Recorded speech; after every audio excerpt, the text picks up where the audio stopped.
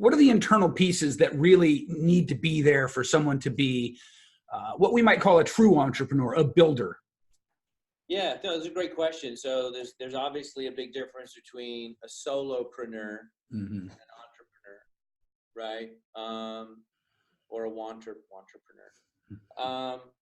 I think that, and I want to make sure I answer your question properly. So you wanna know what my viewpoint is on what are the characteristics that define. Yeah. I think it's risk, your ability to stomach risk. There are a lot of people that are risk adverse, and and I understand it's a gradient scale. Yes. But there are some entrepreneurs that are super risk takers, and then there are some that are not, right? And people fall within that scale. Sure. I think that's a huge determining factor to the level of success you're going to have in life. The more risk you take, there's just no doubt that the bigger the risk, the bigger the reward, right? Yeah. Second to risk, being risk adverse is persistence upon a given course.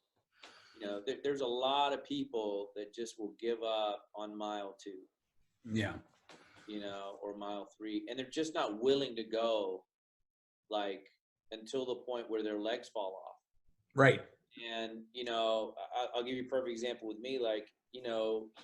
When I quit my last job, I was an entrepreneur. Started a company when I was 23, 24, built it up, sold it, didn't make any money, was not financially independent, had to end up working for the company that bought me out. I was still paid very well by the company.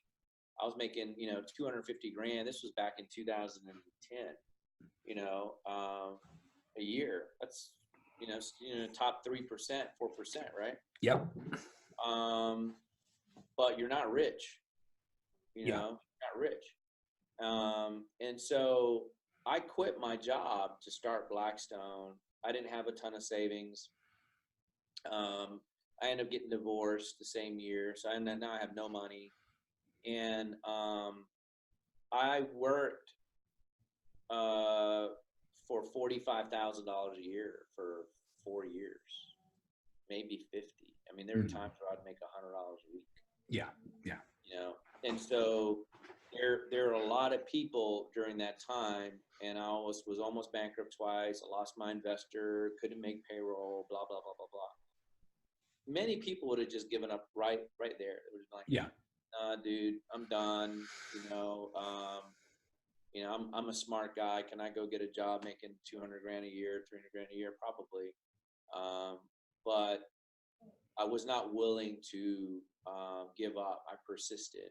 Yeah. And I think that is a very, very, very big determining factor in entrepreneurial success. Is if you're just willing to quit or not. Couldn't agree more. Would you be willing to get a little controversial with me here? Yeah, absolutely. Okay, cool.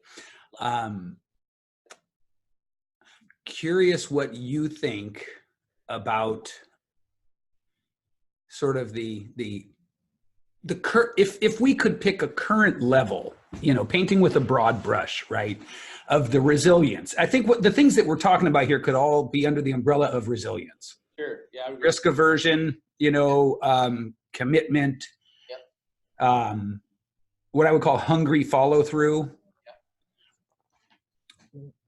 I think